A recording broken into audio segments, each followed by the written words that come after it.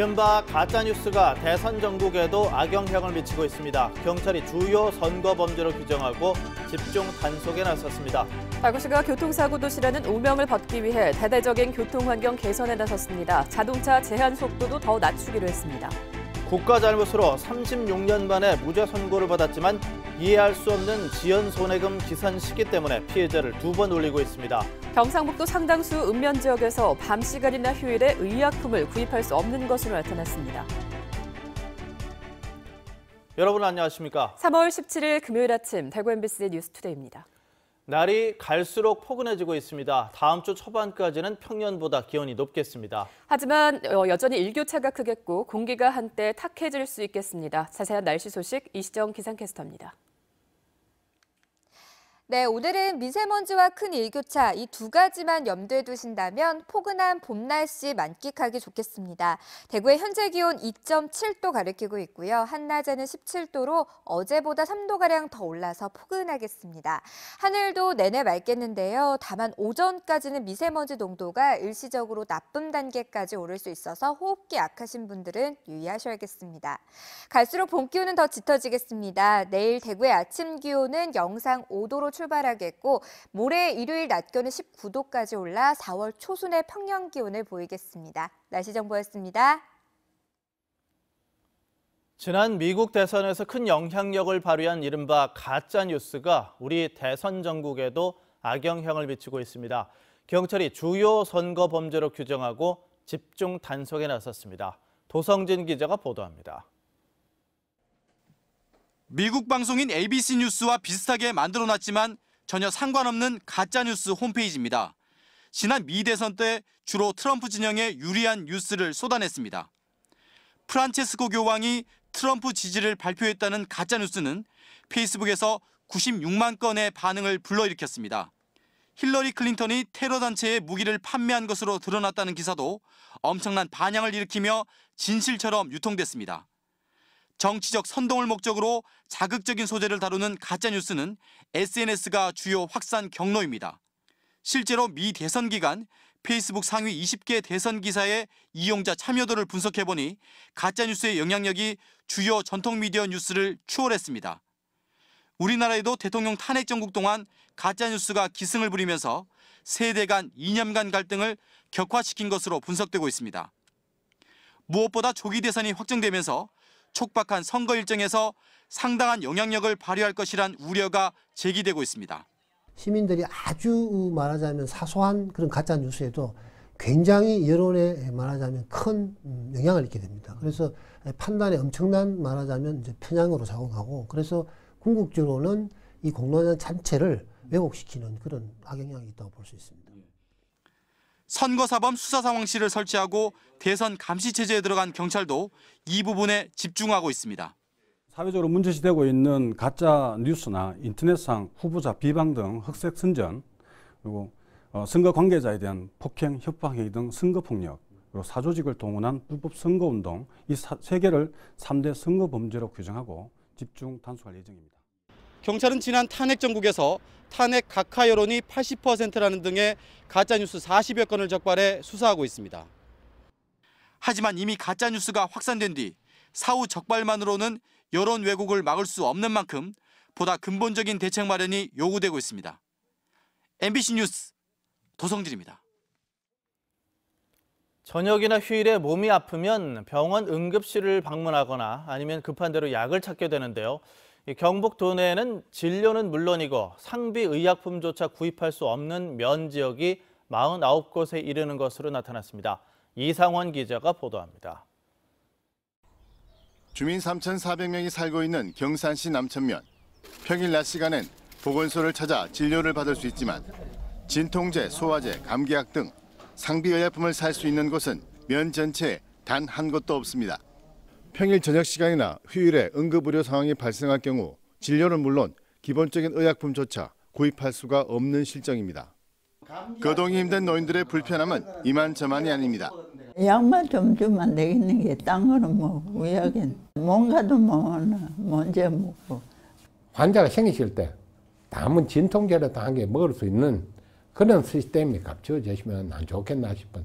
경북 지역에서 약국, 약방, 약포, 의약품을 취급하는 편의점이나 안전상비의약품 판매업소가 없는 곳이 16개 시군의 49개 면에 이릅니다. 산간 오지에 있거나 자가운전을 하지 못하는 고령의 노인들이 살고 있는 곳이 대부분입니다. 고령 인구들이 많은 산간 오지의 면에서 또 이게 더 심하니까는 누구든지 어느 곳에 살든지 몸이 아프고 힘들 때는 응급의약품을 구입할 수 있도록 해야 한다. 아니면은 보건진료소라도 어떤 24시간 대책이 있어야 된다.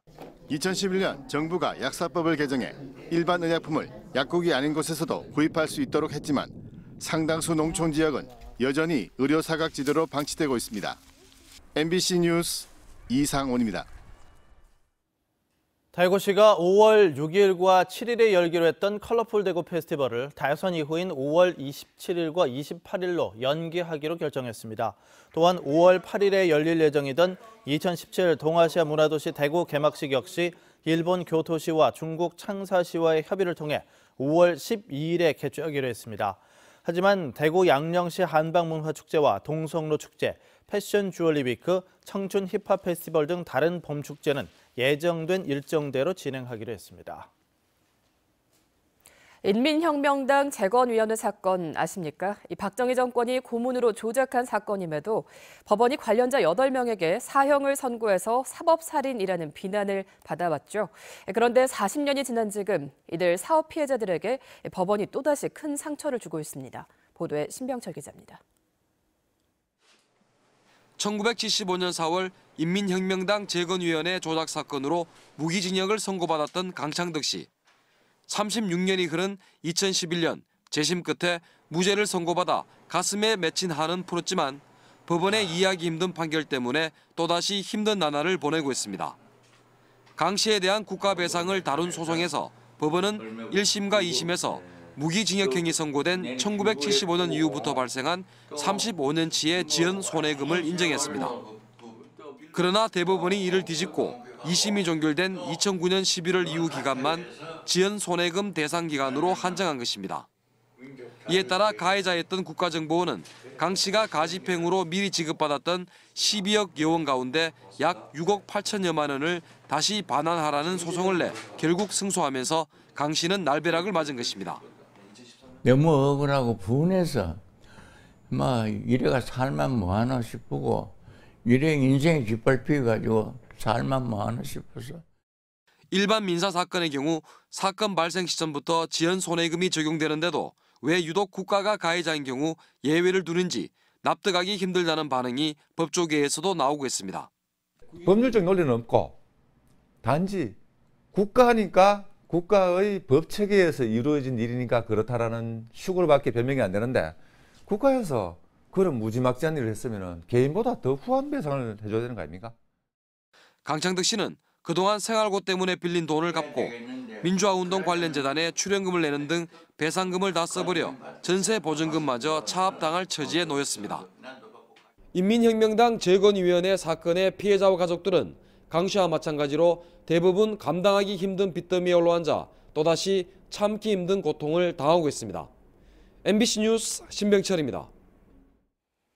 대구에서 교통사고 사망자가 이틀에 1명꼴로 발생하고 있습니다. 전국에서 가장 많은 건데 교통사고 도시라는 오명을 벗기 위해서 대구시가 교통 환경을 대대적으로 개선하기로 했습니다. 윤영경 기자입니다.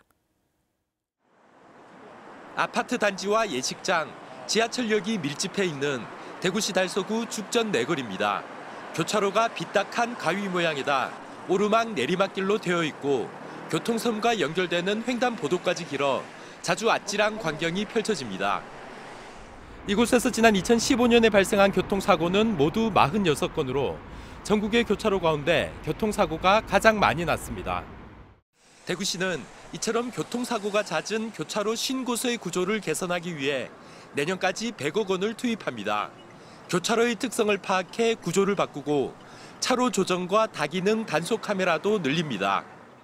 통행로를 구분선을 줘가지고 이동류 간의 상충을 최소화시키는 쪽으로 해서 유도선을 설치하고 또 유턴 차량과 우회전 차량과 좌회전 차량들이 충돌하는 지점에 대해서는 이동류 간의 상충을 최소화시킬 수 있는 식으로 자동차 전용 도로를 제외하고 간선도로는 시속 50km, 이면 도로는 30km까지 자동차 제한 속도를 낮출 계획입니다. 올해만 간선도로 일어난 곳, 총 연장 231km 구간의 통행 제한 속도를 하향 조정합니다. 선진국 사례를 보면 속도가 10km 정도 줄어들면 교통사고율이 한 30% 정도 줄어드는 것으로 나타나고 있습니다. 성과도 조금씩 나타나고 있습니다. 지난 2014년에 전국에서 교통사고가 많이 발생한 교차로 20곳 중 무려 7곳이 대구였지만 2015년에는 4곳으로 줄었습니다. 교통사고 발생 건수와 사망자, 부상자도 2년 만에 10%가량 감소했습니다. 대구시는 내년까지 교통사고 30% 줄이기를 목표로 올해만 273억 원을 투입합니다. 그러나 운전자의 안전 운전 의식이 따라주지 않는다면 교통사고 도시라는 불명예는 쉽게 사라지지 않을 것입니다. MBC 뉴스 윤용균입니다.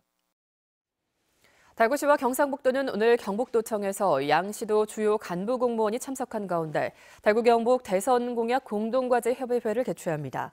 대구시의 대선 공약안은 대구 경북 관문공항 건설과 연결 교통망 구축, 미래형 자동차 선도도시 조성 등 12개이고 경상북도의 대선 공약안은 스마트 기기 융합밸리 조성과 가속기 중심의 첨단 의료산업 육성 등 모두 30여 개입니다. 대구시와 경상북도는 협의회를 통해서 공조할 대선 공약을 구분해 확정한 뒤 다음 주에 공식 발표할 예정입니다. 소나무 재선충병을 옮기는 설수염 하늘소의 최대 활동 반경은 2km 정도밖에 되지 않는다고 합니다. 그런데도 재선충병이 전국적으로 확산된 건 감염목을 인위적으로 이동했기 때문으로 추정되는데 산림당국이 소나무 무단 이동 특별 단속에 나섰습니다. 정동원 기자입니다. 훈증더미한 고사목에는 재선충병을 옮기는 솔수염 하늘소의 유충이 들어있기 때문에 6개월이 지나야 포장을 벗길 수 있고 나무는 소각하거나 파쇄 처리합니다. 그런데 이 고사목을 땔감으로 몰래 사용하는 농가가 있는 것으로 산림당국은 보고 있습니다. 남부지방산림청과 안동시가 6개조 52명으로 특별 단속반을 꾸리고 오늘과 내일 이틀 동안 단속에 나섰습니다. 땔감을 쌓아놓은 농가를 찾아다니며 소나무를 불법 이동했는지 살펴봅니다. 소나무랑 잣나무가 일부 존치되어 있는지 확인 중입니다. 한 농가에 들어서자 소나무가 한가득입니다. 이 일대가 소나무 반출 금지 구역이기 때문에 훈증더미에서 빼내오지 않았다 하더라도 불법 이동인 셈입니다. 그러나 나무 속에서 유충 상태로 있는 이달 말까지 소각하면 재선충이 죽어 번지지 않기 때문에 일단 경고 조치합니다. 이 집에서 소각을 3월 말까지만 하시고 저희한테 이제 통보를 해주시면. 특별 단속반의 활동 지역은 안동과 영주봉화 경계 지역입니다. 재선충병 청정 지역이자 금강송 군락지인 봉화, 울진, 영양 지역으로 재선충병이 옮기는 걸 막기 위해서입니다. 농가뿐 아니라 제재소나 조경업체 등 소나무 취급업체도 무단 이동의 단속 대상입니다. 소나무류 불법 이동이 적발되면 1년 이하의 징역 또는 1,000만 원 이하의 벌금이나 200만 원 이하의 과태료가 부과됩니다. MBC 뉴스 정동원입니다. 포항 시민의 젖줄인 형산강을 친수 공간으로 만드는 사업이 착착 진행되고 있습니다. 수상 레저타운 조성이 시작됐고 앞으로 생태 탐방로와 야외 수영장 등도 들어섭니다. 보도에 김철승 기자입니다.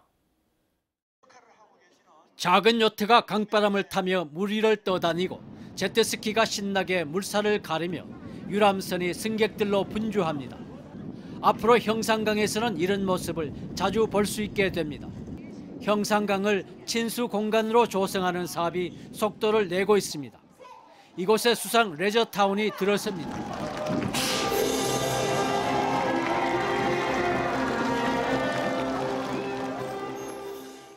4층 규모의 수상 레저기구 조종 면허 시험장과 레저기구 접안 시설, 그리고 바지선 위에 둥근 카페 등이 지어집니다. 들어가는 예산은 90억 원. 올해 말까지 사업이 마무리되면 시민들은 쉽게 레저기구 면허를 따고 체험도 할 수 있습니다. 포항을 대표적인 해양 관광, 해양 레포트 도시로 만든다는 계획하에 이 수상 레포트 시설을 만들게 되었습니다. 또 강둑 위에 새를 관찰하는 건물과 인근의 생태 탐방로가 8월까지 조성되고 야외 수영장을 포함한 레저파크가 2020년까지 추진되며 강을 가로지르는 길이 400m, 폭 5m의 인도교가 2021년까지 만들어집니다. 친수공간 조성 첫 단추는 지난해 11월 포항시와 경주시가 경계 지점에 상생 자전거길을 개통하는 것으로 시작됐습니다. 남은 문제는 수은제첩의 원인이 된 강하류 오염 퇴적토 처리입니다. 곧 있을 준설 용역에 따라서 준설량과 준설 방법이 결정된다면 국비 확보를 하여서 준설 퇴적토 처리에 만전을 기해 나가겠습니다. 포항 시민 식수의 절반 정도를 취수하는 생명의 젖줄인 형산강. 시민들이 수상 레저 기구를 체험하고 걷고 휴식을 취하는 친수 공간으로 거듭나고 있습니다. MBC 뉴스 김철승입니다. 경상북도가 구제역과 AI 등의 바이러스 전파를 차단하기 위해 영주와 봉화 두 곳에 운영 중인 거점 소독시설을 올해 안으로 경산과 영천, 의성과 고령 등 7곳에 추가 설치하기로 했습니다. 지금까지 거점 소독시설이 없는 곳에는 구제역과 AI 특별 방역기간 중에만 간이 소독시설이 설치됐고 방역기간이 끝나면 철거됐습니다. 경상북도는 나머지 13개 시군에도 농림축산식품부와 협의해 거점 소독시설 설치를 확대할 방침입니다. 올 들어 경북 지역에서 발생한 산불은 모두 22건으로 산림 7헥타르가 소실된 것으로 집계됐습니다. 이 가운데 논밭두렁 소각과 입산자 실화 같은 이른바 인위적인 산불이 14건으로 65%에 달하는 것으로 집계됐습니다. 경상북도는 최근 건조한 날씨에 산불 발생도 증가하고 있는 것으로 보고 다음 달 20일까지를 봄철 대형 산불 방지 특별 대책 기간으로 정하고 비상근무 인원도 늘리기로 했습니다. 달구시가 나무 심기 좋은 봄철을 맞아 오늘 오전 10시부터 8개 구군청과 달구 수목원에서 묘목을 선착순으로 나눠줍니다. 이번에 나눠주는 묘목은 매실과 석류 등의 유실수를 비롯해서 무궁화, 단풍 등 꽃나무와 녹음수 등 모두 32,000여 그루인데 한 사람의 5그루까지만 받을 수 있습니다. 달구 상공회의소가 중국의 사드 보복 조치로 어려움을 겪는 기업들을 위해서 상담센터를 설치해 피해나 어려운 상황을 접수하고 있습니다. 달구 상인은 또 중국 관련 수출입을 비롯해서 한중 자유무역 협정 등과 관련해 관세사 실시간 상담과 방문 컨설팅 서비스도 지원합니다. 달구 상인은 오늘 오후 2시 달구시와 달구 경북 중소기업청 등 주요 기관단체, 또 중국 수출기업 관계자 등이 참석한 가운데 중국 사드 보복 관련 대책회의를 엽니다. 구미시도 사드 배치에 따른 중국의 무역 보복으로 수출에 어려움을 겪는 기업에 이달 20일부터 연리 3.5%의 특별 운전자금 200억 원을 긴급 지원합니다. 구미시는 1년 동안 이자를 보전해 주는데 업종과 관계없이 중소기업의 매출액에 따라서 한 업체당 최대 3억 원을 융자 추천합니다. 구미시는 피해 신고 접수센터에서 사드 피해 업체 어려움을 모니터링하고 유관기관과 협조해서 맞춤형 지원을 하겠다고 밝혔습니다.